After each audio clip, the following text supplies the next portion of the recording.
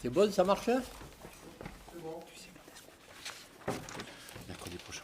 Et juste une précision, quand vous filmez, vous filmez que les têtes. Parce qu'avec la chaleur qu'il fait, on a tous tombé le pantalon, vous ne filmez pas en dessous, vous verrez que des culottes ou des slips.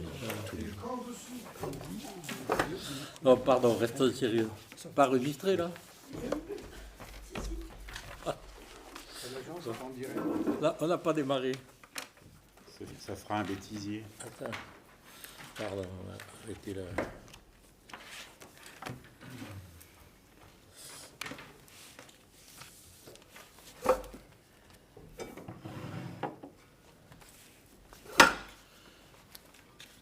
On y va? C'est parti. Voilà, bonsoir. Nous allons démarrer cette séance du Conseil en commençant comme à l'accoutumée par la lecture et puis la signature. Ensuite, concernant la séance du mois dernier, c'était le lundi 16 mai à 20h. L'ordre du jour était le suivant. Décision modificative numéro 1 sur le budget assainissement. Convention pour autorisation d'occupation précaire d'un local commercial. Baux de droit commun pour occupation du site de Mergieux. Subvention à la DMR. Création de postes de saisonniers. Et enfin, désignation d'un référent défense. Voilà, donc nous pouvons passer à la signature. Pas la feuille. J'ai pas la feuille. On n'a pas la feuille. Ouais. D'accord. Donc, on vous fera signer ultérieurement. On vous fera signer ultérieurement. Il fallait que ça arrive une fois dans le mandat. Voilà, c'est pas grave.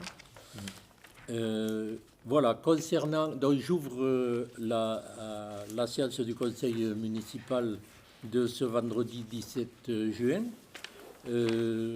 Je dois faire le point des procurations, puisque nous avons quelques absents. Monsieur Charles Pousse qui donne procuration à Monsieur Alain Andrieux. Madame Virginie Lefloc qui donne procuration à Monsieur Bartheil. Et Madame Laurence Milla qui me donne procuration. Et enfin, Claude Rabayrol qui a donné procuration à Rémi Mazière. Voilà. Donc, avant de donner... je vais donner lecture de l'ordre du jour, pardon. Le premier point concerne la piscine municipale, tarif de la buvette pour cette année 2022. Concernant les associations avenant à la convention avec la SPA et l'association Chat Libre de Najac. Concernant les ressources humaines, création d'un poste adjoint technique et modification du tableau des effectifs. Concernant les cimetières, reprise de la délibération des conditions et tarifs.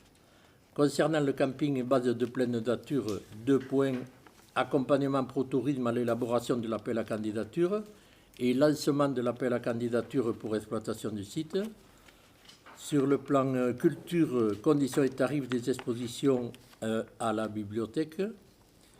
Concernant le VVF Pêche Moutonnier, révision du plan de financement numéro 2 de la tranche 3. Aménagement urbain, lancement, consultation pour études, aménagement de parking dans le village. Et enfin, concernant le conseil municipal, réforme des actes de publicité. Pardon, réforme de la publicité des actes. Voilà.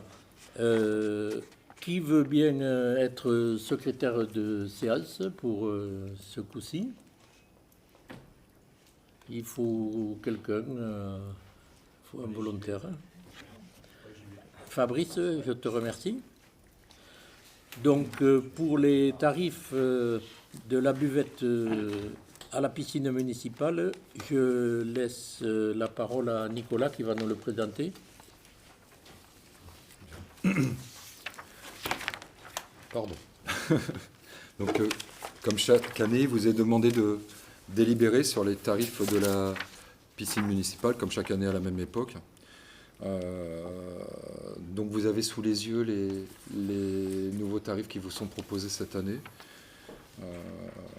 la collègue qui s'en occupe, ainsi que Laurence Millian ont planché dessus.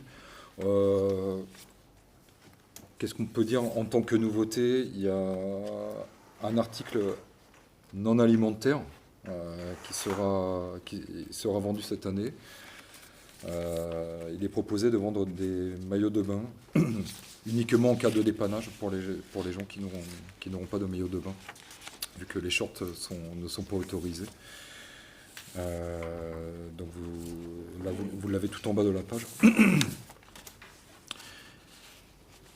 Et également l'intégration de produits qui viennent d'une épicerie de Najac pour travailler avec des commerçants locaux. Voilà, après, je vous laisse prendre connaissance des tarifs qui vous sont proposés à la vente. Vous vouliez que je les détaille, mais ça risque d'être un peu long. Ce serait peut-être intéressant. C'est vrai.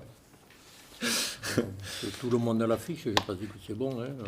Il y a peu de différence au niveau tarif, il y a peu de produits qui ont été augmentés depuis l'an dernier. Donc, voilà. Je note que Laurence en a profité pour supprimer le Perrier. Mais...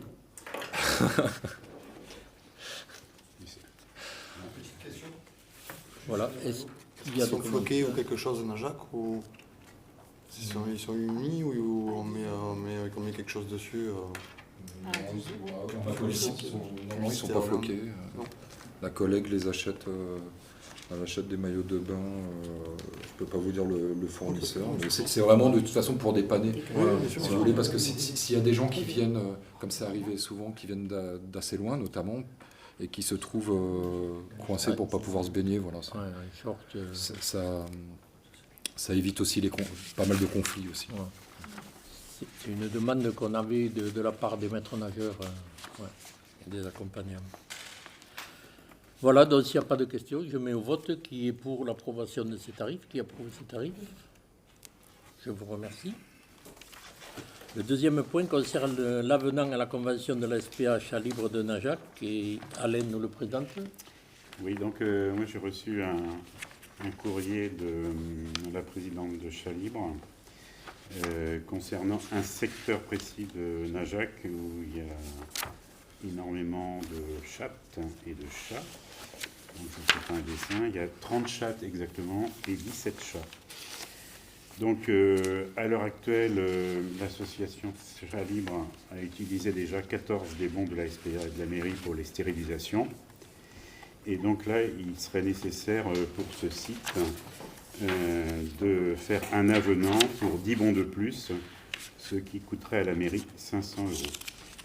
Si on laisse 10 chats là-bas, comme dit la présidente, l'histoire va recommencer. Voilà. Donc, si vous avez des questions. Non. Donc je vous propose de voter un avenant pour 10 bons de plus, ce qui va coûter à la mairie 500 €. Sachant que la convention est passée avec la SPA et que c'est l'association Chat Libre qui fait un excellent travail que la mairie devrait faire si l'association n'existait pas, il faut le savoir. Voilà. Est-ce qu'il y a des questions? Donc, qui est pour cette proposition? Je vous remercie. Le prochain point concerne la création d'un poste adjoint technique et qui entraîne donc la modification du tableau des effectifs, si vous l'acceptez. Les effectifs des agents techniques sont aujourd'hui insuffisants dans la commune. Vous le savez, mais je vous le rappelle parce que c'est intéressant, on n'a pas toujours ça en tête. Notre commune est très étendue, elle fait 54 km². Pour comparaison avec les communes voisines, c'est 3 fois la surface de Monteil. C'est plus du double de Saint-André ou de Saint-Vincent, qui font 25 km² chacune, et un peu plus de La Fouillade et Lunac réunis, La Fouillade faisant 33 km² et Lunac 19 km², avec des anciens villages, une multitude de hameaux, un village central très étendu. l'entretien du bourg, des 4 cimetières, des voies et chemins communaux, n'a pas été facilité par le concept du zéro phyto, sur lequel il n'est pas question de revenir, bien sûr. Nous disposons de 48 logements communaux que nous gérons nous-mêmes, les 8 gérés par les HLM, et qui nécessitent un entretien régulier et réparation que font pour l'essentiel nos agents communaux.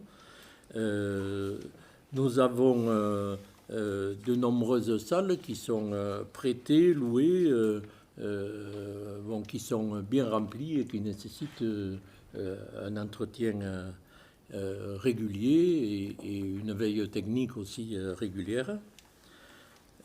L'activité saisonnière entraîne un accroissement des tâches et même si nous prenons du personnel saisonnier, la préparation est importante, nettoyage, réparations diverses, surtout sur ce que j'appelle des poids lourds là, au niveau investissement en travail, que sont la piscine, la station d'épuration notamment.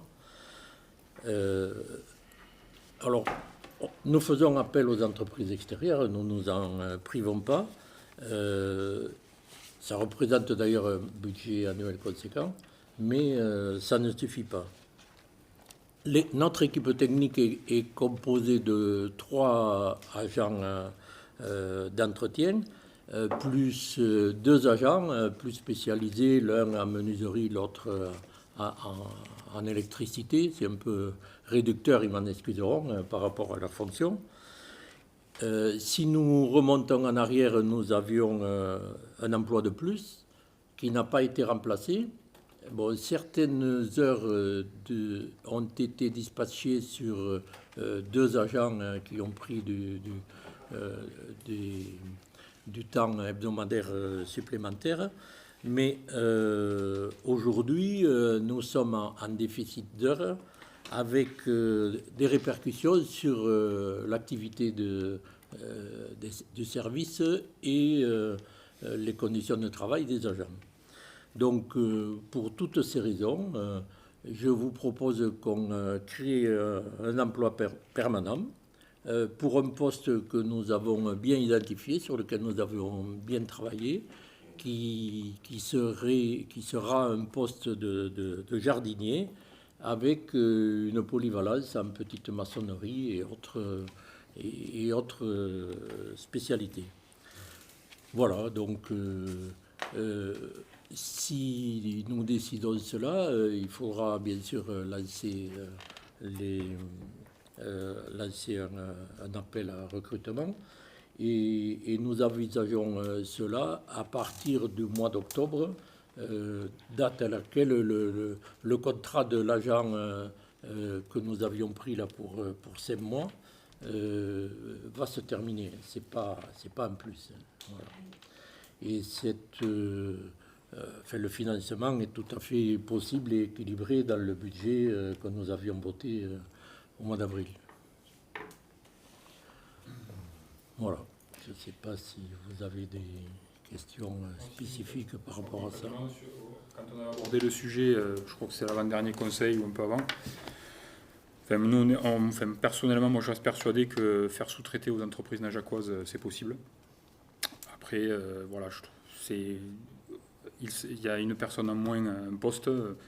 On peut faire sous-traiter à des entreprises najacoises, j'en suis convaincu, ça marche et elles sont dynamiques. Et à l'inverse d'autres élus qui pensent le contraire, moi je pense qu'elles sont dynamiques, elles peuvent répondre aux besoins rapidement et être réactives. Voilà. Donc pour moi je serais contre. Oui, on fait appel au maximum aux entreprises najacoises, bien sûr. Ouais. Après il y a le statut auto-entrepreneur qui existe également, il y a plein d'autres choses, mais réengager la commune alors que c'est un poste qui a été supprimé, je veux dire, c'est dommage aujourd'hui de réinvestir alors qu'il y a le schéma auto-entrepreneur qui existe et qui fonctionne très bien, et où il y a des entreprises également qui peuvent gérer cela. Il y a des contrats annuels également qui peuvent fonctionner. On veut surtout travailler sur on veut surtout travailler sur un poste de jardinier sur lequel on n'a pas spécialement à disposition sur le plan local ce qui est nécessaire pour travailler tous les jours, quoi, hein. Ça n'enlève pas le recours et que nous continuerons sur les entreprises extérieures. Rémi, tu voulais... Non, je pense, moi c'est vis-à-vis du matériel et tout ça, je trouve que prendre une personne supplémentaire qui va faire ce petit travail ou quoi que ce soit, ben, ça engage des frais après pour avoir le matériel disponible pour pouvoir faire ça aussi. Ça a quand même pas mal de désavantages. Aujourd'hui, personne ne peut monter sur un échafaudage tout seul ou sur une échelle tout seul ou quoi, aux caisses. Donc ça fait forcément venir à chaque fois une deuxième personne avec cette personne-là pour faire des petits travaux, si on veut rester dans les textes de loi, etc. Respecter les conventions ça fait des collectives. véhicules, ça fait des machins. Enfin, je trouve que ça fait... C'est pas l'investissement de la personne, moi, qui me dérange en C'est elle-même. le frais annexes. C'est tout ce qu'il va y avoir autour après. Parce que c'est un camion que la personne va avoir besoin, donc elle va avoir besoin du camion pour aller chercher du sable ou pour machin ou pour ci. Et bien les agents communaux n'auront plus le camion. C'est tout ce système autour, quoi. Le matériel, voilà. C'est pour ça que moi personnellement je suis contre aussi, je trouve pas... Mais bon. La question, c'est de savoir ce qu'on veut. Est-ce qu'on veut un village sur le plan propreté, sur le plan paysager, sur le plan fleurissement, etc. On a beaucoup d'efforts à faire. Et la question, c'est de prendre un spécialiste dans ce sens. Moi, je ne suis pas inquiet. Après, si on rajoute un, ça fera 6 agents. On pourra faire des binômes sans problème, hein. On le fait quand c'est nécessaire, et surtout avec ces périodes de chaleur, on ne laisse jamais partir un employé tout seul, là. Mais concernant le matériel, bon, il y a un camion tout neuf, il n'est pas question d'en acheter un autre. Cette semaine, nous sommes allés chercher un véhicule qui faisait vraiment défaut. Donc, bon, on ne va pas de ce point de vue-là faire des investissements importants au regard de ce poste qui pourrait vous paraître supplémentaire. D'autant que les besoins vont se faire sentir, notamment avec l'aménagement des avoirs artistiques de la Maison du Gouverneur qui se feront prochainement, très prochainement. Et donc, il y aura quand même un aménagement paysager à entretenir. Et ça, C'est pour ça qu'il faut faire sous-traiter une entreprise, mais tout ça, il faut l'anticiper. Parce que quand on embauche, souvent, c'est... Alors que pour moi, il y a largement la possibilité d'anticiper et de le faire avec un contrat annuel, une entreprise qui sous-traite. Souvent, quand on embauche, c'est qu'on court après le temps et après le travail. Donc moi, je pense que c'est... Enfin, après, c'est des arguments, hein, c'est mon avis. Si on anticipe la Maison du Gouverneur avec une entreprise, ça peut le faire également, un entretien d'espace vert, ça existe, et au moins on ne s'engage pas. On n'engage pas la commune. Non, mais parce que ça, c'est important. Ton exemple, par exemple, moi je pense au totem là, des professionnels de santé. Là. On a communiqué à une entreprise et ça dure depuis X mois, parce que voilà. Et ça, c'est le fait d'une entreprise. Hein. Ça, c'est pas le... Ah bah écoute, ça fait 2-3 mois. Alors c'est une entreprise. Eh ben, non. Tu as demandé à une entreprise. Non. Ben, Et oui, ben, c'est peut-être le problème aussi. Parce qu'on a demandé à une entreprise. C'est pas le problème. Ben si, Alain, si tu as demandé à une entreprise, il est possible que l'entreprise, elle te fasse elle t'impose son délai. Si tu demandes à 3 entreprises, c'est plus pareil. Ah non, mais c'est sûr même. À un moment donné, il faut regarder la réalité en face. C'est sûr que si tu demandes à une entreprise, tu auras le délai que t'impose l'entreprise. Il faut demander à plusieurs entreprises. Mais quand une entreprise a un problème technique... Moi, je vois qu'il y a beaucoup de choses sur Najac qui vont très vite, mais pour un totem de maison de santé, ça ne va pas vite du tout. Ça, c'est sûr, par contre. Et c'est une certitude, et c'est ce qui nous remonte souvent aux oreilles. Et ben, pour les abords artistiques de la Maison du Gouverneur, ça avance pas beaucoup non plus. Mais ça, c'est notre sujet. Ça, c'était l'ancienne municipalité. Là, le totem, c'est cette municipalité. Ah ouais. Et oui. Il va être placé, là. Ça y est, il est arrivé. Il va être placé. Tout arrive. Mais pour moi, ce n'est pas le problème de faire appel aux entreprises. Là, ce qui nous manque dans la commune, et ce que nous voulons prendre, c'est un agent qualifié, une personne qualifiée sur l'espace vert et l'entretien, le fleurissement, etc. Nous avons des agents très volontaires, très compétents, mais qui n'ont pas cette qualification aujourd'hui. Donc voilà, c'est un poste qui est nécessaire pour notre commune. Voilà. Est-ce qu'il y a d'autres interventions? Donc je mets au vote qui est pour procéder à cette embauche. Qui s'abstient? Qui est contre? 2 contre. Voilà. Le tableau des effectifs, du coup, qui sont... Ah oui, changés. pardon. Donc, du coup, ça va modifier le tableau des effectifs que je te laisse présenter. Pour rappel, le tableau des effectifs ne concerne que les emplois permanents, c'est-à-dire ce qui correspond à la définition de permanent, c'est-à-dire soit titulaires, soit contractuels, qui ont au moins un contrat de 3 ans et qui sont là à l'année, sans interruption. Donc on va retrouver dans la filière administrative 5 agents, dont 2 rédacteurs, 2 adjoints administratifs principaux deuxième classe et un adjoint administratif. On va retrouver dans la filière technique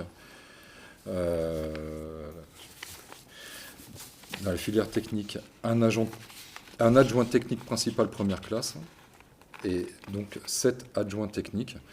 Ça ne concerne pas que le village, comme ça a été expliqué. On va retrouver une personne qui s'occupe par exemple de l'entretien des salles. On va retrouver dans les adjoints techniques également, il me manque le poste. Il n'y a pas que le village, ça va me revenir. Après on a la filière ATSEM, on a une personne qui est là à l'année. On a enfin 2 personnes qui sont à la filière culture, c'est-à-dire la personne qui est à la maison du gouverneur et celle qui est à la bibliothèque. J'ai toujours pas le nom de l'adjoint technique manquant. J'espère qu'ils m'excuseront, mes collègues. Bon. Personne ne peut m'aider. C'est pas grave, je t'ai pas suivi, excusez-moi. Donc il y a 6, 7... Si, on est bon. Si. C'est-à-dire qu'avec le nouvel agent qui arrive, donc voilà, ça amène à 7 adjoints techniques et un adjoint technique principal première classe qui est la cantinière, qui est également un adjoint technique. Voilà, donc ça c'est le nouveau tableau, si vous voulez bien le valider également. Oui, de toute façon, c'est les personnes qui sont là, plus la personne qu'on prévoit d'embaucher. Ouais. Donc, on valide ce tableau, mais qui sera en vigueur quand on aura procédé à l'embauche. C'est ça? Non, là, on ouvre déjà l'embauche, on crée déjà l'emploi et la vacance d'emploi qui va avec. Et donc, le tableau des effectifs est d'ores et déjà modifié, même s'il n'est pas complet. D'accord. Donc, qui approuve ce tableau des effectifs? Je vous remercie. Qui s'abstient? Qui est contre? 2. Merci.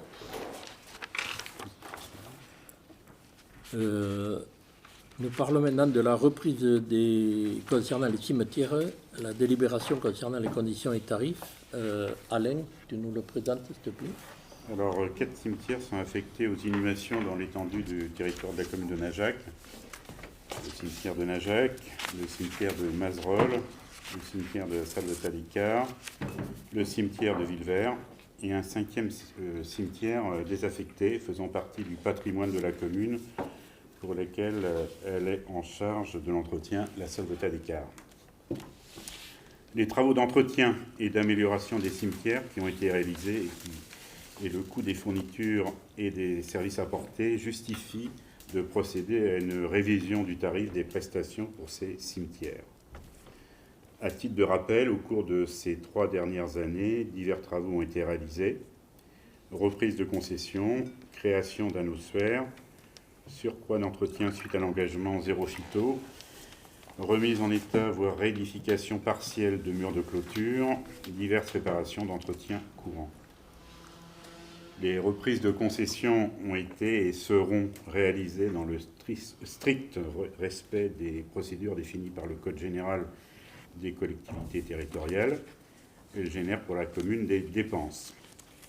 Enfin, il est précisé que la suppression des taxes funéraires par la loi des finances publiée au journal officiel du 30/12/2020 est entrée en vigueur le 1er janvier 2021, générant des pertes sur les recettes pour lesquelles la commune pouvait délibérer.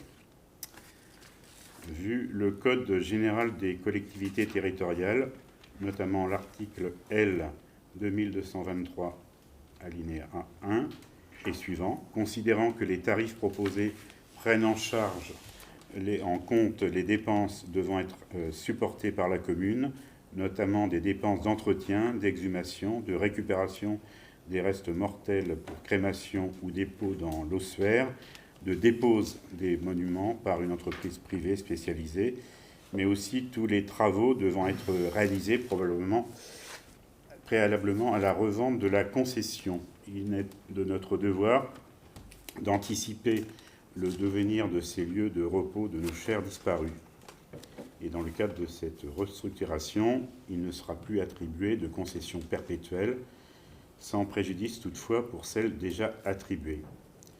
Donc, ce que nous proposons, c'est pour les concessions traditionnelles 50 ans, au tarif de 80 € le mètre carré. Pour la case columbarium, c'est 550 €. Et je mets à part, évidemment, la mise à disposition pour dispersion des cendres dans le jardin des souvenirs qui est gratuite. Voilà. Donc, je vous soumets à la discussion si vous avez des questions à poser par rapport à ces nouveaux tarifs.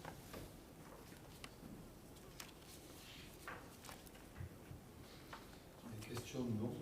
Après, moi, je trouve que c'est un peu injuste. C'est pas...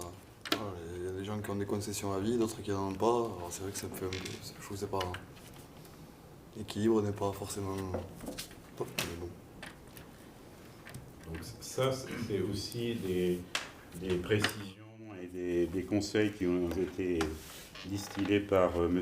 Hurson, qui est chargé d'études à la direction des crématoriums et de l'environnement à Paris. Et par rapport à des villages, je pense à la Fouillade, ils font maintenant des concessions de 30 ans. Également à Villefranche-de-Rouergue, c'est également 30 ans. Et en ce qui concerne les tarifs, c'est 90 € les concessions de 30 ans à la Fouillade et 107 € pour 30 ans à Villefranche-de-Rouergue. Moi, ce qui me guide, c'est l'intérêt général des Najacoises et des Najacois qui payent le prix juste. Bon, c'est toujours trop cher. Et ne pas promettre ce que la mairie ne pourra pas tenir. Voilà. Oui, mais moi, c'est pareil. Je veux dire, je trouve que c'est dommage de limiter et de ne pas laisser les concessions à perpétuité puisqu'on est un petit village et que bon, malheureusement il n'y a pas beaucoup d'habitants qui arrivent et je pense qu'il n'y aura pas beaucoup de demandes d'emplacement au cimetière. Voilà. C'est pas une question de tarif, c'est que je pense qu'il vaudrait mieux les laisser à perpétuité pour tout le monde. Voilà. Surtout qu'il y a 4 cimetières, donc il y a de la place. D'autant plus que les cimetières. C'est pas équitable. Alors c'est même pas complet. Mais... C'est une question aussi de terrain. Parce que l'établissement d'un nouveau cimetière va perpétuer les travaux de sondage, édification de murs, etc. Donc moi, je suis soucieux de l'argent des Najacoises et des Najacois, et je n'ai pas envie que ça rentre dans le budget après. Bon. C'est que les nouveaux Najacois qui paieront du coup. Ben, non. Et si tu prends la concession entre guillemets de 30 ans, non, de 50 ans. 50 ans, tu payes. Donc du coup, c'est ceux qui ont demandé la concession qui vont participer à la rénovation des cimetières. Et ceux qui l'ont déjà perpétuité puisque c'est pas annulé, ceux-là ne paieront pas. C'est pas un héritage non plus, les concessions. On sait très bien que là il s'est passé 3 ans de reprise de concessions. C'est la meilleure preuve que les concessions à perpétuité ont un temps, j'allais dire, limité, puisque un certain nombre de familles ne peuvent plus subvenir à la restauration des monuments. C'est pour ça qu'on a pu procéder à la reprise de concessions. C'est que je rejoins complètement Suzanne, autant le refaire à perpétuité également. Il paye, mais c'est à perpétuité. parce que ça n'a jamais été fait depuis le début que le cimetière existe, alors il faut bien que ça arrive un jour. En 2008, je me rappelle, on devait aussi agrandir le cimetière, finalement ça n'a pas été fait, on est en 2022. Bon, les concessions étaient, il y a une trentaine de concessions qui vont être reprises, je ne pense pas qu'elles soient actuellement, il en reste. Quoi. Voilà. Donc c'est pour ça que... C'est pas le sujet, Voilà, mais... Il en reste très peu quand même. Le travail qu'on a fait de reprise de ces Oui, 30 il y en a concessions d'autres qui vont être reprises. était nécessaire pour accepter, si je puis dire, de nouveaux défunts. Quoi. Donc, il y en a qui vont être reprises.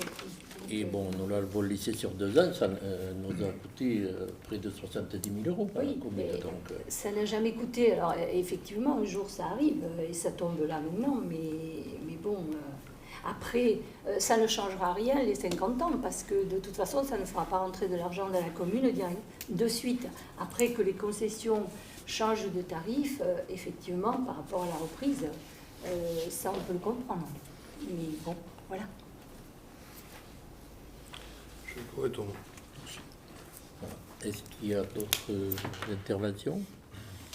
Donc, je mets aux voix la proposition telle qu'elle a été présentée par Alain. Qui est pour? Qui s'abstient? Qui est contre? 3. Merci.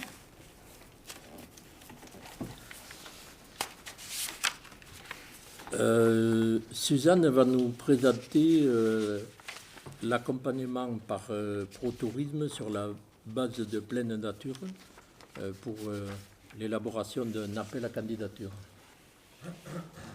Alors, nous avons délibéré le 28 janvier 2022 et approuvé le choix d'opter pour un bail emphytéotique administratif comme mode de gestion délégué dans la zone d'activité touristique du Roc du Pont. Et pour cela, à compter du 1er janvier 2023. Alors, le périmètre concerné, c'est celui de la base de loisirs, du restaurant du camping et du camping Le Païsirou, ainsi que le village des Chalets du Pontet. Donc, la procédure de consultation pour le bail emphytéotique administratif nécessite l'élaboration d'un cahier des charges précis et le plus proche possible du contrat final. Alors, pour que la suite, nous puissions lancer en même temps l'appel de candidature et l'offre, nous avons besoin, bien sûr, de préparer un cahier des charges de la consultation et d'assurer un suivi technique sur les étapes de la procédure. Donc, nous avons demandé une aide pour cela à ProTourisme pour une mission d'accompagnement à maîtrise d'œuvre. Et bon, ça a un coût. Nous avons un devis donc, qui s'élève à 12 600 €. Mais cette somme, bien sûr, sera inclue dans le loyer qui sera proposé aux preneurs. Je pense qu'on a besoin effectivement d'accompagnement pour que les choses soient bien faites et justes, puisque bon, ProTourisme s'appuie avec des avocats, des juristes que nous n'avons pas. Et voilà, je pense que c'est utile pour bien faire les choses.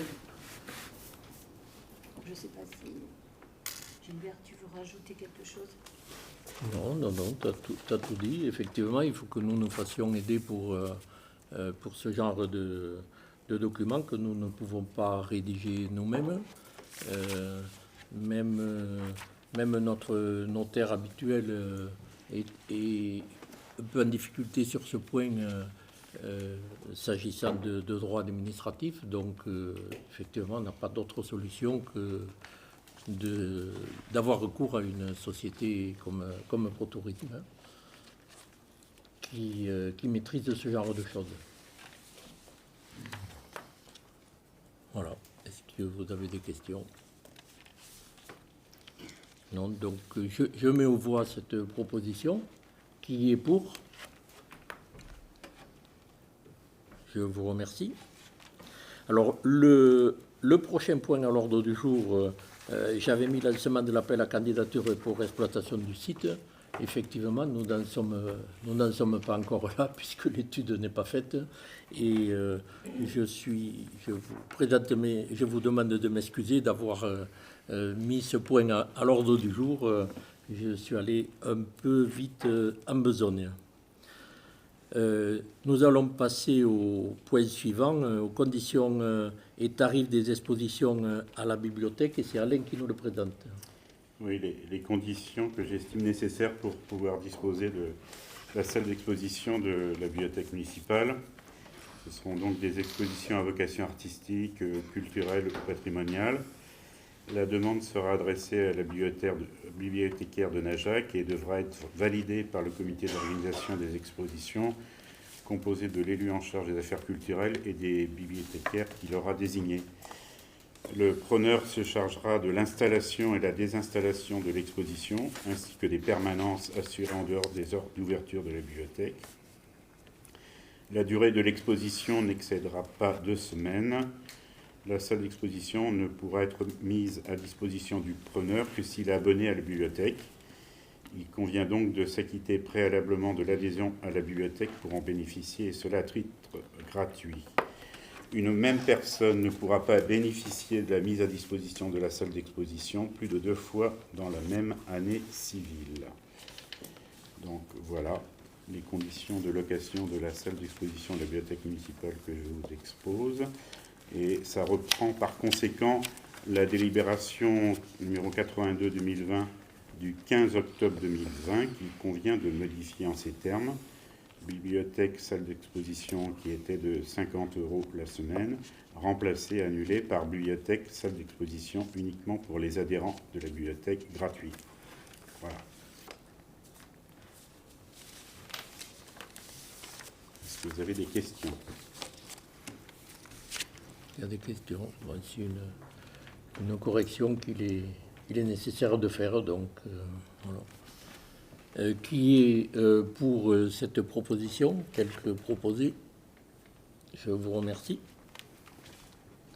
Le prochain point concerne la révision du plan de financement de la tranche 3 du VVF Puech-Montonnier. Suzanne, pardon, oui, nous le présente. Donc on va vous proposer un autre projet de financement, mais ce sera peut-être pas le dernier parce que on a beaucoup de changements dans les subventions et bon voilà. Donc celui qu'on peut vous présenter aujourd'hui, c'est que c'est pour un montant donc de la tranche de travaux qui sera de 2 141 483 € hors taxe. Et auquel s'ajoutent des options pour 210 800 €. Donc les options sont bien des options, on ne sait pas encore si on pourra les faire. Et en plus, donc s'ajoute à ça aussi des honoraires, des diagnostics amiantes, des contrôles techniques, contrôles de sécurité, des frais de publicité, parce que quand il faut faire un appel d'offres, on a des frais de publicité, du mobilier pour 204 000 € quand même. Donc voilà. Et ce montant donc s'élève, ces honoraires, à 429 000 €. Donc pour un total de 2 570 483 €. Alors on proposerait un financement donc avec une subvention de l'État qui n'a pas été acceptée. Donc on avait déposé un AMI Massif Central. Donc je pense qu'il y a eu beaucoup de candidatures. Dans l'Aveyron, je crois qu'il n'y a eu que deux dossiers, dans le Nord-Aveyron. Donc nous, on n'a rien eu. Bon, mais ce qui ne veut pas dire qu'on va essayer de rechercher aussi des subventions au niveau de l'État, mais là, pour le moment, on ne l'a pas. La région qui nous donnerait une subvention de 400 000 €, mais là aussi, c'est pas... on le prévoit comme ça, mais ce ne sera peut-être pas comme ça. Après, le département qui donnerait une subvention de 100 000 €. Là-dessus, je pense qu'au niveau du département, on peut compter sur eux. C'est acté. Donc, on a recours à un emprunt de 1 750 000 € avec le Crédit Agricole, qu'on va débloquer certainement début juillet. Et donc, on a fait appel aussi au Fonds Tourisme Occitanie. Ce n'est pas une subvention, mais c'est éventuellement le complément pour avoir un taux d'intérêt assez bas. et ça s'élèverait à 320 483 €.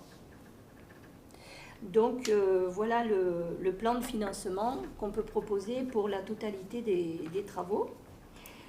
Par contre, on va avoir une réunion avec l'architecte qui a déjà fait un avant-projet définitif, donc pour mettre au point, donc nous, la mairie, l'architecte et puis VVF, savoir donc par rapport à ce plan de financement si on peut continuer avec ces travaux ou s'il faut supprimer des choses.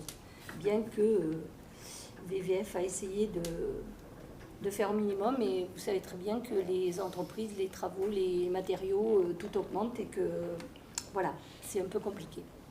Mais bon, pour le moment, on vous présente ce plan de financement.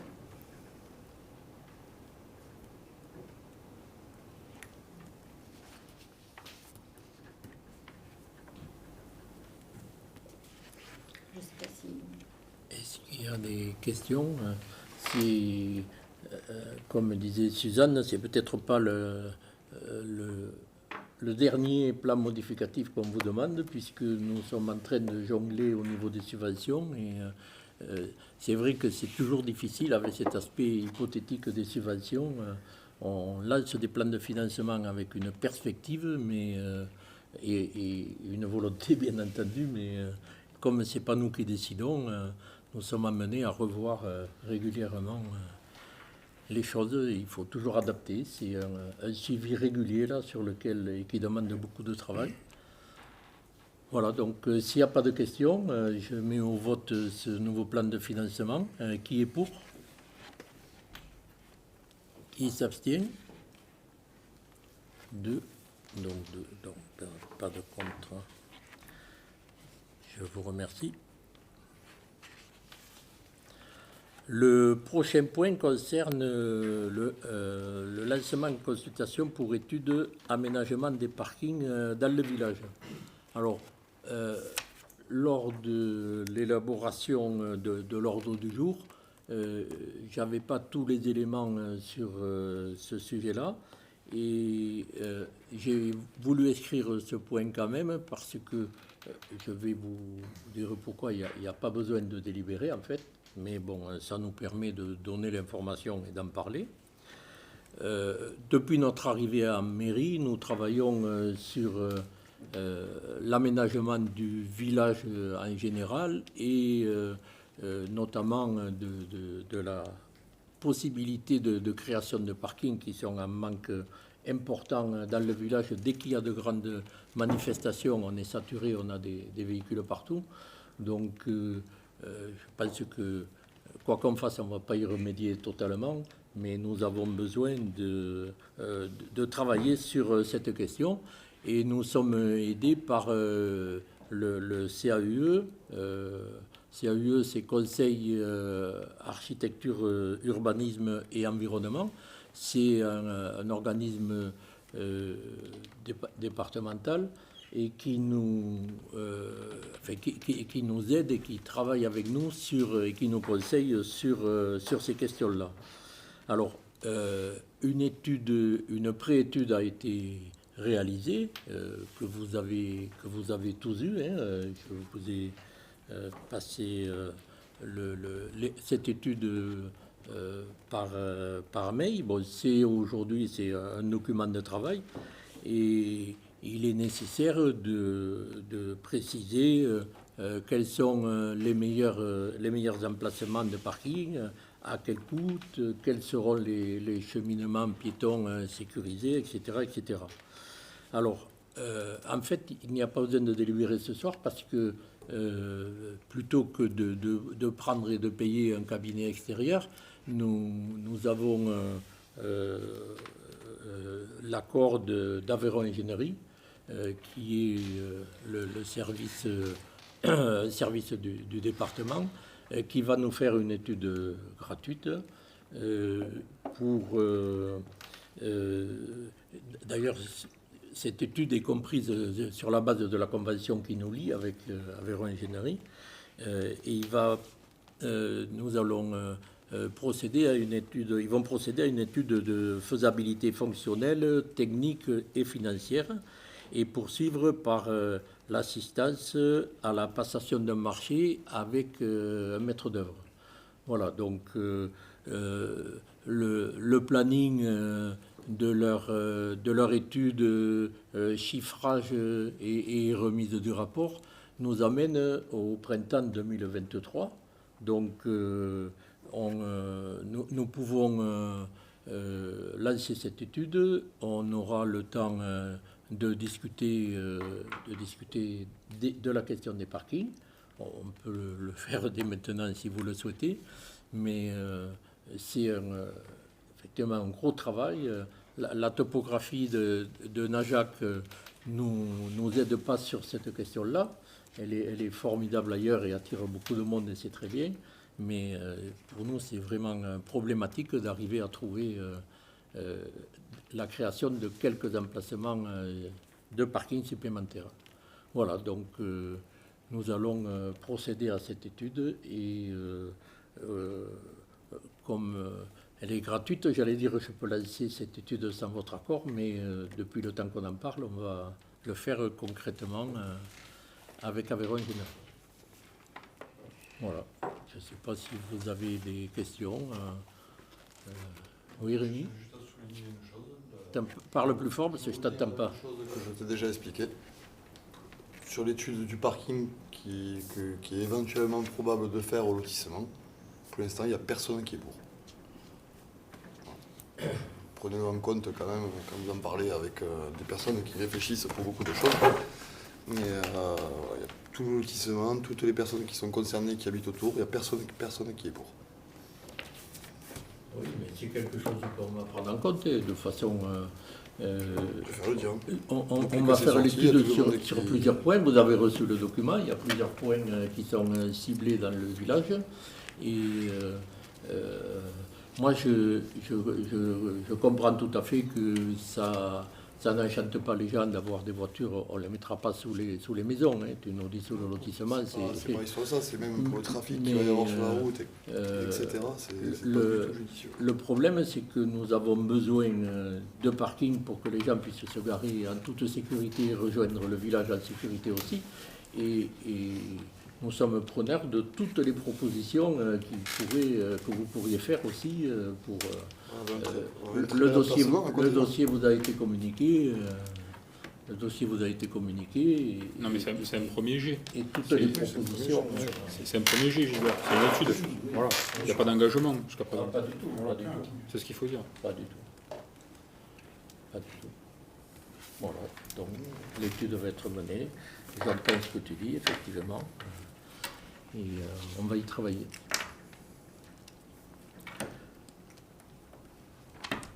Voilà.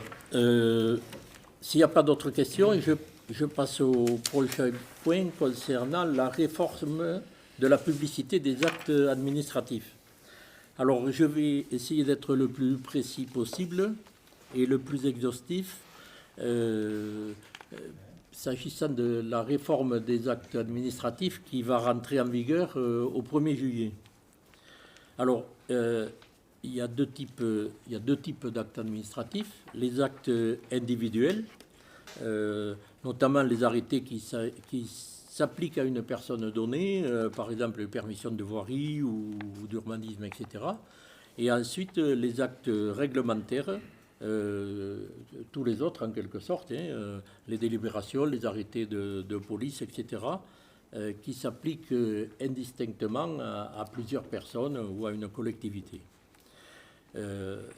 Les actes ont un caractère exécutoire, c'est-à-dire ils entrent en vigueur sous deux conditions.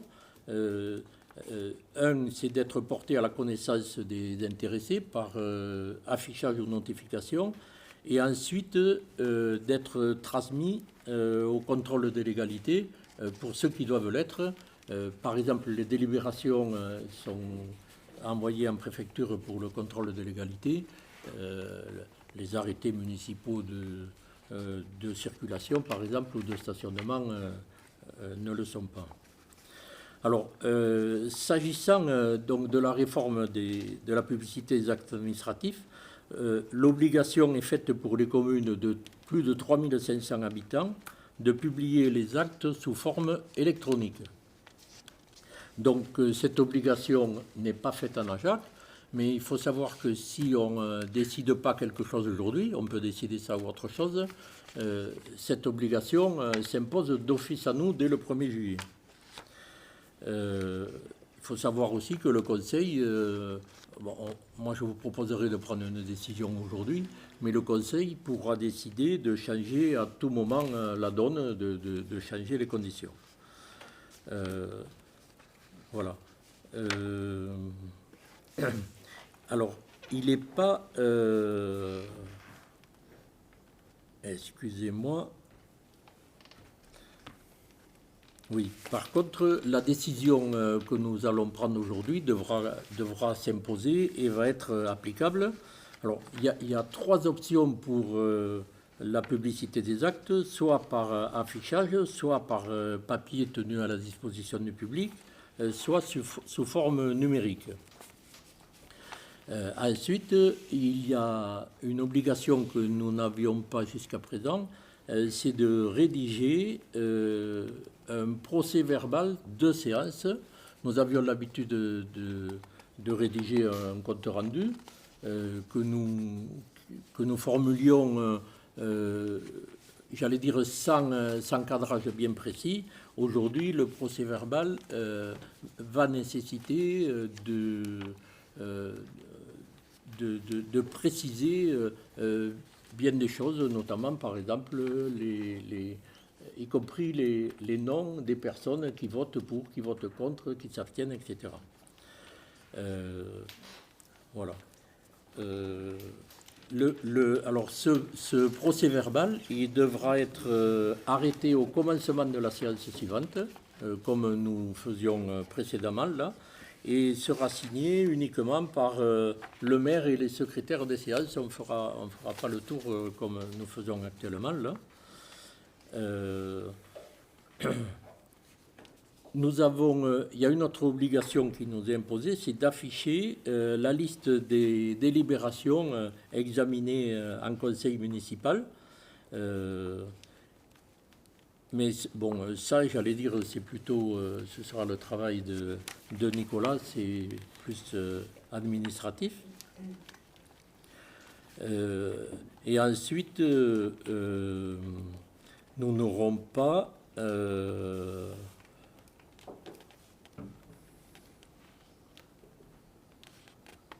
oui, il y a une modification au niveau, excusez-moi, du registre de délibération. Alors, pour résumer, qu'est-ce qu'on va faire?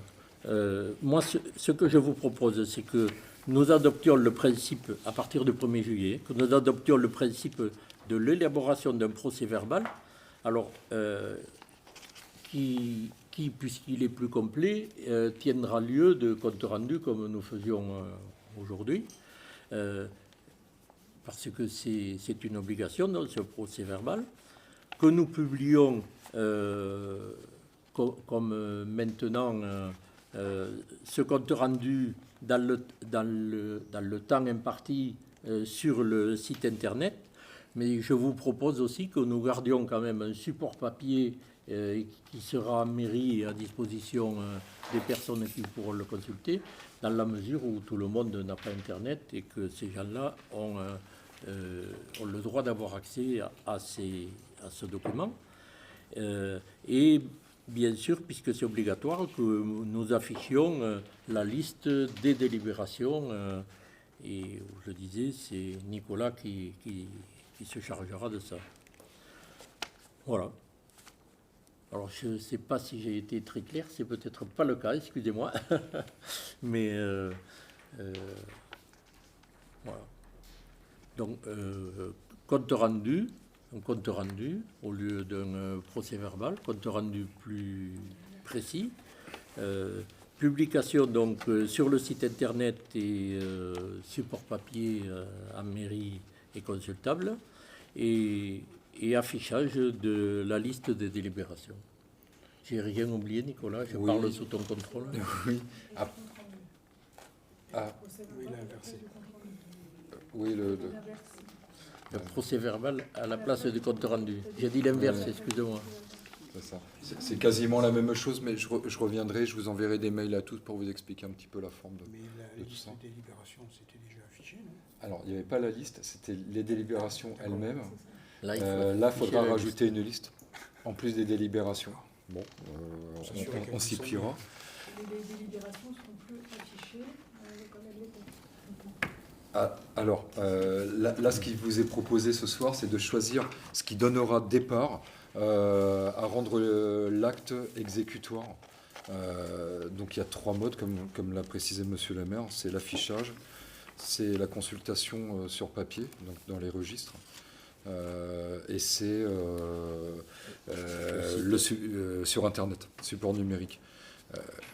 Donc, je résume en quelque sorte. Donc, ce qui est proposé, c'est toujours l'affichage pour point de départ de rendre les actes exécutoires, tout en communiquant effectivement sur les autres supports, sur les autres types d'affichage. Mais là, il faut prendre une décision sur ce que vous décidez comme point de départ pour rendre un acte exécutoire.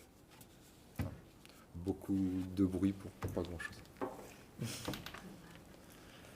Et c'est entré en vigueur au 1er juillet, obligatoirement. Conseil municipal, pardon. Il y a une proposition de départ. La proposition? Par exemple, est-ce que le point de départ pour que ce soit exécutoire, c'est l'affichage? Oui, l'affichage. Donc c'est ça qui est Ouais. proposé ce soir. D'accord. Ouais. Affichage en mairie, en façade, derrière la vitre. Comme on faisait d'ordinaire, c'est bien. Et, avec publicité des actes également sur Internet. Voilà, comme ça. affichage et site internet. Et on modifie la forme des comptes rendus. Voilà. Mais Oui. comme le conseil municipal est filmé, c'est utile de faire un procès verbal, puisque dans le procès verbal, il faut reprendre tout ce qui s'est dit. Si c'est filmé, parce qu'habituellement, les conseils ne sont pas filmés, ou pas forcément partout. Oui, mais bon, le législateur ne dit rien pour l'instant là-dessus. Voilà. Après, justement, étant donné que c'est filmé, vous pourrez peut-être choisir pour un contenu des procès-verbaux, on va dire un petit peu plus léger, dans le sens où ça sera à la fois filmé, à la fois rappelé sur les délibérations, etc. Vous pourrez choisir une formule.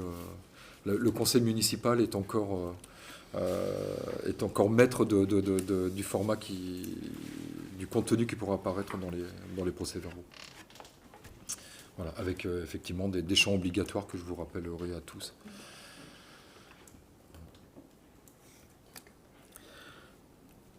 Donc, qui est d'accord pour aller à partir du 1er juillet vers ça? Donc, affichage, publication sur le site et puis après les modalités obligatoires. Il faut qu'on délibère là-dessus.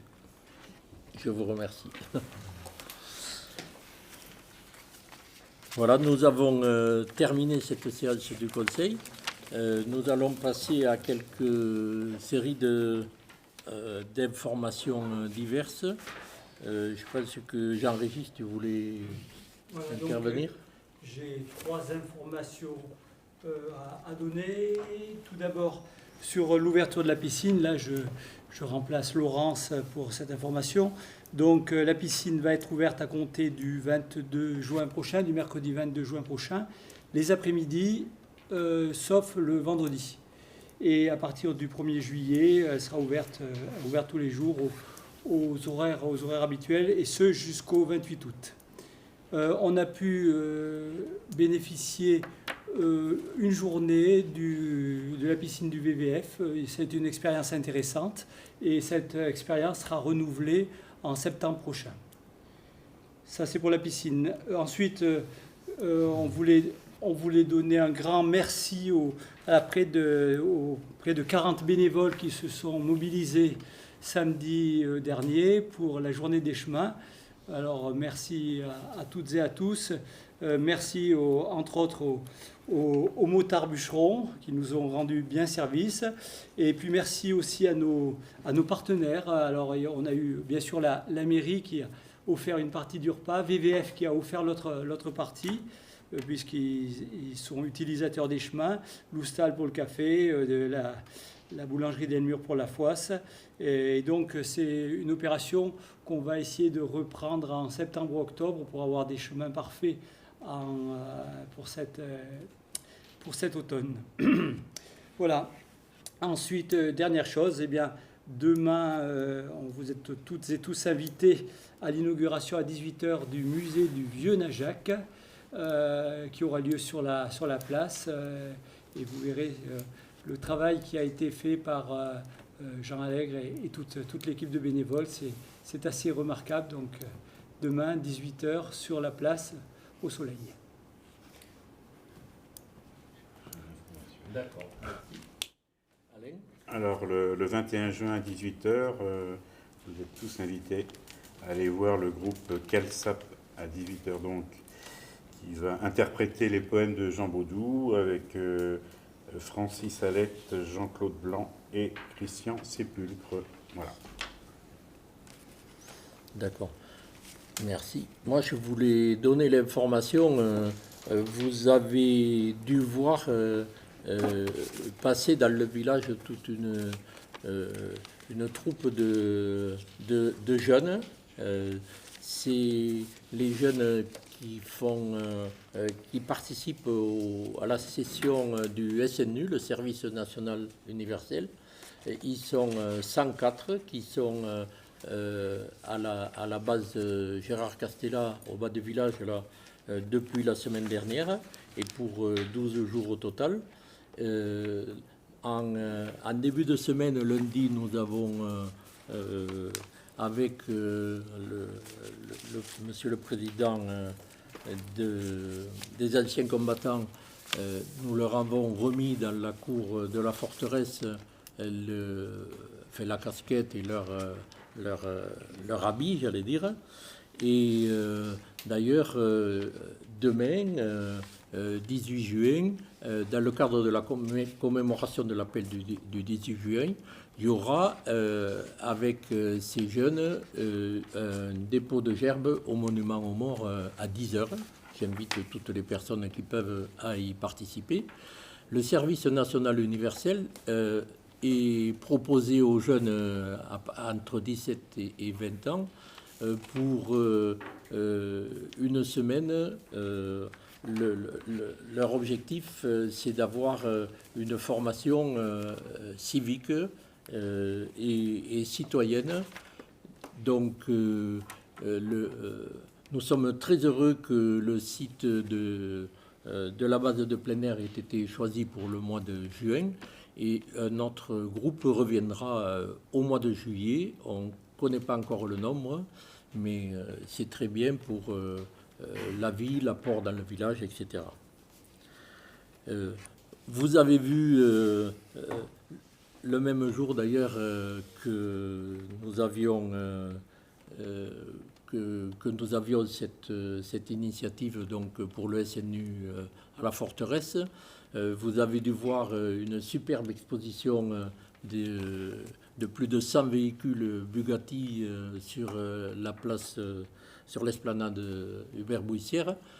Ils sont restés toute la semaine, ils s'en vont demain, je crois. Ils s'en vont demain, ils sont restés toute la semaine au VVF. Et si vous avez été dans les alentours de Najac, toute la semaine, vous avez pu les entendre pétarader et tourner, puisqu'ils ont fait des circuits sur tous les sites touristiques aux alentours. Et c'est vrai que c'était une très belle exposition qui restera historique, puisque ce type de véhicule construit entre 1920 et 1939 sont quand même très rares, et c'est vraiment un bel honneur que d'avoir ce rassemblement de plus de 100 véhicules ici à Najac, dans notre village. Un autre point, je pense qu'il n'est pas nécessaire de rappeler les consignes de protection par rapport à la canicule qui nous frappe. La préfecture nous incite fortement à des mesures de prudence. Et bon, il faut savoir que Régulièrement, nous téléphonons, nous avons un registre, comme il est nécessaire au niveau de la mairie, un registre de personnes isolées à qui nous téléphonons, nous prenons des nouvelles. D'ailleurs, si vous connaissez des personnes isolées qui pourraient avoir besoin des services ou besoin d'aide, n'hésitez pas à nous les faire remonter. Nous avons pris des mesures aussi auprès du personnel communal pour la modification des horaires de travail, la fourniture de boissons, etc. Mais je voudrais surtout appeler tous les habitants à beaucoup de vigilance pour les mégots de cigarettes, les barbecues, etc. Parce que c'est vrai que le risque, c'est très très sec et le risque d'incendie est important. Donc j'appelle tout le monde à une grande vigilance. Et pour terminer, juste pour vous rappeler que dimanche, c'est le deuxième tour des élections législatives et je vous appelle à venir nombreux pour élire votre député, mais la participation au vote est très importante. Voilà, donc j'arrête cette séance du Conseil. Tirage au sort des jurés d'assises. Oui, on va procéder au tirage au sort. Rémi, tu avais une question? Je vais passer aussi que demain, il y a la kermesse de l'école au stade. Demain, il y a la kermesse de l'école publique au stade, effectivement.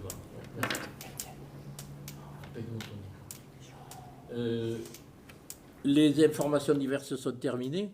Nous avons décidé de le faire en fin de conseil municipal. Nous avons attiré au sort publiquement des 2 personnes pour participer au jury d'assises. Donc, Nicolas a porté nous allons le faire sur la base des listes électorales. Il faut que les personnes en 2023 et entre 23 et 70 ans. Et donc, Nicolas a préparé une enveloppe, 2 enveloppes, une avec un numéro de page et une autre avec un numéro de ligne. Donc voilà, il faut procéder au tirage au sort pour 2 personnes et Nicolas vérifiera que ça rentre bien dans la case entre 23 et 70 ans. Donc qui... Si vous pouvez dire. Il faudrait 2 volontaires. Ouais. on va demander aux dames de venir tirer. D'abord la page. Ah oui, elle est pas ouverte. D'abord la page. D'abord la page et puis après la ligne. C'est une liste préparatoire. Hein. C'est-à-dire que les personnes qui vont être tirées ce soir ne vont pas obligatoirement être au jury d'assises. Il y aura encore... Vous avez des contre qu'on fasse tirer aux dames? Il en faut 2, je suis de ce côté. Alors, pardon, d'abord la page.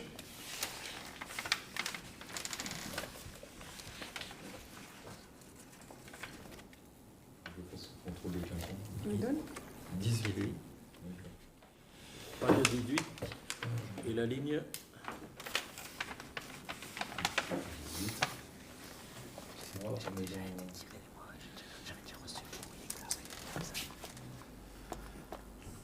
La 6e ligne. 1, 2, 3, 4, 5, 6. Est-ce que c'est quelqu'un né entre 1953 et 2000? Oui, tout à fait. C'est bon? Oui. D'accord. On n'annonce pas qui c'est. Ou après, je laisse la surprise. Pas bien. On n'est pas les mêmes, hein?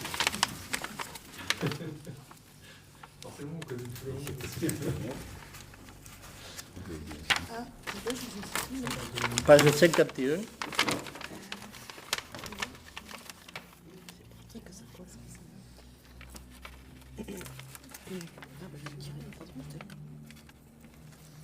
Et ligne 5.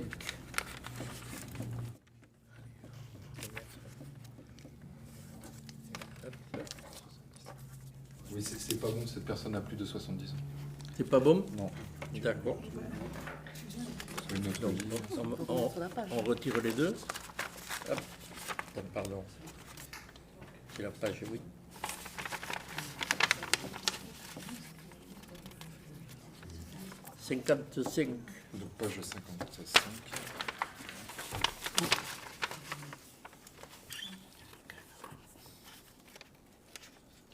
La ligne 5. La ligne 5.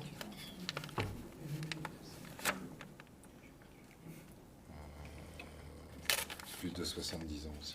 Voilà. C'est pas bon. C'est pas bon non plus. C'est pas bon. Plus de 70 ans. Il faut retirer. C'est toi qui tires. J'aime bien tirer au sort.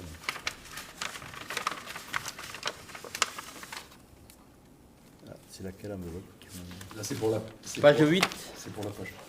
Page 8.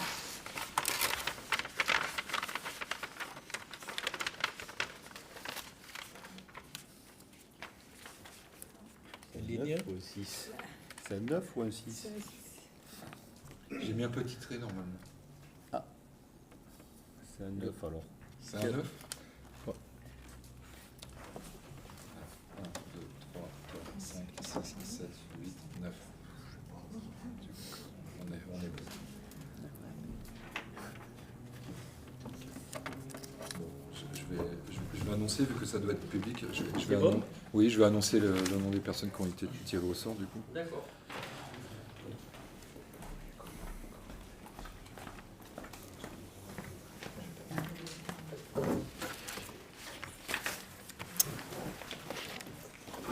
Navré, hein. Alors la première personne, il s'agit de Madame Deléris, épouse blanc, Francine. Je suis pour rien. Et la deuxième personne, c'est Monsieur Biancheri David, ou Biancheri j'imagine, ou Biancheri David. Voilà. Donc on va transmettre au bureau centralisateur qui est Rieux-Pérou et qui devrait envoyer des courriers à ces personnes. Voilà. Donc c'est une liste préparatoire, pour être précis. Je crois qu'elle va être... donc il y en a dans plusieurs communes. Najac, c'est 2. La Fouillade, c'est aussi 2. Je ne les ai plus en tête. Et la liste qui va être communiquée donc, au jury criminel va être encore rétrécie. Ils vont n'en garder qu'un tiers sur toutes les personnes tirées au sort. Voilà. D'accord. Et enfin, comme d'habitude, est-ce qu'il y a des questions parmi le public? Oui, Guy? Tout d'abord, je voudrais vous remercier d'avoir rappelé pour le 18 juin, que c'est quand même une cérémonie assez digne, et surtout qu'on reçoit tous ces jeunes. Donc il y aura les 2 drapeaux, le 14-18, celui du 14-18, ce sera un jeune qui le portera. Gilbert Cavignac portera le drapeau des anciens combattants d'Algérie. Et ensuite, j'ai reçu la gerbe cet après-midi, là. Et donc c'est une grande gerbe qui a été offerte. Donc. Et ensuite, ça sera 2 jeunes qui porteront la gerbe en défilant jusqu'au monument. Voilà. Donc ça, je remercie la municipalité de faire un effort pour ces jeunes, et ainsi aussi pour les anciens combattants. Deuxièmement, le 17 juillet, il y aura la messe à Najac, puisque après, au mois d'août, il n'y a pas de messe. Et à travers cette messe, il y aura 4 intentions de sépulture, donc pour les gens qui sont décédés récemment. Et donc, ça sera la messe paroisse entre les 4 vallées. Donc, je tiens à vous les informer. L'autre fois, le diacre a dû vous envoyer un papier concernant vous disant qu'il y avait la messe. Et moi, comme je suis là ce soir, je vous informe. Ensuite, le 23 juin, c'est jeudi, il y aura, à 14h30, il y aura la messe la sépulture d'Alice Escalut, donc, qui est la sœur de M. Miquel, Angélis, de la gare, de Yvette Portal. Donc, les obsèques ont lieu jeudi à 14h30. Et la dernière chose, comme je vous avais dit, au niveau des parkings, la famille Tourette est d'accord pour vous céder à côté de chez nous si vous voulez faire les parkings comme c'était prévu. Voilà. D'accord. Merci pour ces précisions. Voilà, donc s'il n'y a pas d'autres questions... C'est pas moi personnellement, c'est pareil, c'est un Najacois à travers moi qui pose la question. Alors, c'est un bruit qui court, il aimerait avoir confirmation, et du coup nous aussi, puisqu'on est étonnés qu'apparemment il y aurait une facture de 6 000 € suite à la venue du cirque en février. qui n'auraient toujours pas été honorés. Et en fait, plusieurs Najacois m'ont interrogé sur le sujet et je suis incapable de leur donner la réponse. Je veux y répondre, parce que c'est moi qui m'en suis occupé. Effectivement, on a été un peu étonné quand on a reçu la facture. Ils sont OK pour honorer cette facture. Simplement, là, pour l'instant, c'est Sylvie qui doit la faire. Et les factures qu'on reçoit au niveau électrique sont très complexes parce qu'il y a plein de trucs à retirer. Donc, ça ne sera pas 6 000 €. De toute façon, c'est bon. Je ne pourrais pas te dire, c'est autour de 4 000, je pense. Parce qu'il y avait aussi une provision sur la facture suivante. Voilà. Mais disons que c'est intéressant d'avoir eu cette expérience. Ils avaient provisionné de l'argent parce qu'ils savent que ça coûte cher un événement comme ça. Enfin, c'était juste pour le bâtiment, puisqu'ils avaient leur propre branchement pour la partie cirque. Mais c'est intéressant de savoir que nos bâtiments, aujourd'hui, avec l'augmentation, coûtent cher en fonctionnement parce qu'ils ne sont pas isolés, etc., ou parce qu'on n'a pas les bons éclairages. Enfin, donc il y a du travail à réfléchir aussi sur ces parties-là. Mais enfin, en tout cas, il n'y a pas de souci sur le... Il m'a rappelé il y a 2 jours pour demander, on aimerait bien payer, quoi. Voilà, donc voilà. Il faudra le dire le jour où ils vont payer au prochain conseil, c'est important. Comme ça rassurera tout le monde. Voilà. Mais donc tu peux déjà répondre. Voilà. Il n'y a pas d'inquiétude à avoir. Merci Pierre. Très bien. Je clôture cette... On peut ajouter que le siècle qui est actuellement présent est complètement autonome en électricité, il n'utilise pas du tout d'électricité de la salle. Et la condition pour laquelle justement il venait, c'était justement qu'il soit complètement autonome suite au coup justement qu'il y avait eu en février. Donc du coup il y avait juste la mise à disposition du terrain, mais pas forcément le branchement électrique ni voilà. Enfin, c'était la condition.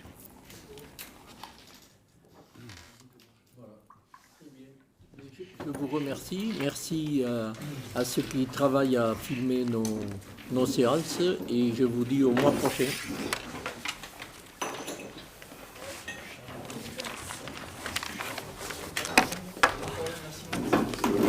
On pourrait peut-être ouvrir,